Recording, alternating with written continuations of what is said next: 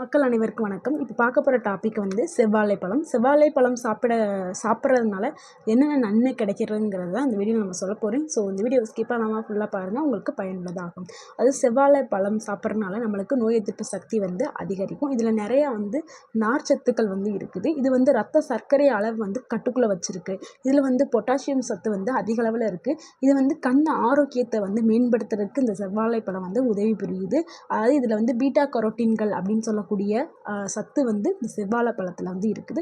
அதனால வந்து நீரிழிவு நோயாளிகள், அதாவது சர்க்கரை நோயாளிகள் வந்து இதை தினமும் வந்து இந்த செவ்வாழைப்பழத்தை வந்து ஒரு செவ்வாழைப்பழம் வந்து நம்ம எடுத்து சாப்பிட்டுட்டே வரலாம். அது மாதிரி ஒவ்வொரு செவ்வாழைப்பழத்தில் இருக்கக்கூடிய ஊட்டச்சத்துக்கள் என்னென்ன அப்படின்னா, கலோரிகள் வந்து 90 கலோரிகள், கொழுப்பு வந்து 0.3 கிராம் இருக்குது, கால்சியம் வந்து 5.3 மில்லிகிராம் இருக்குது, கார்போஹைட்ரேட் வந்து 21 கிராம் இருக்குது, இரும்புச்சத்து வந்து 0.26 மில்லிகிராம் இருக்குது, புரோட்டீன் வந்து 1.3 கிராம் இருக்குது, நார்ச்சத்துக்கள் வந்து 3 கிராம் இருக்குது, பொட்டாசியம் வந்து 358 மில்லிகிராம் இருக்குது, விட்டமின் B6 இதில் இருக்குது, அது வந்து 0.3 மைக்ரோகிராம் வந்து இதில் இருக்குது.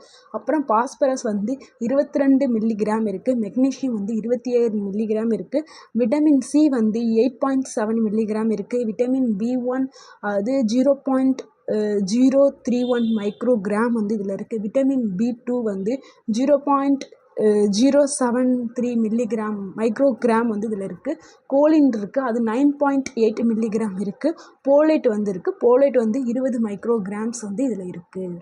இந்த வீடியோ உங்களுக்கு பிடிச்சிருந்துச்சுன்னா லைக் பண்ணுங்கள், ஷேர் பண்ணுங்கள், கமெண்ட் பண்ணுங்கள், சப்ஸ்கிரைப் பண்ணுங்கள். தேங்க்யூ.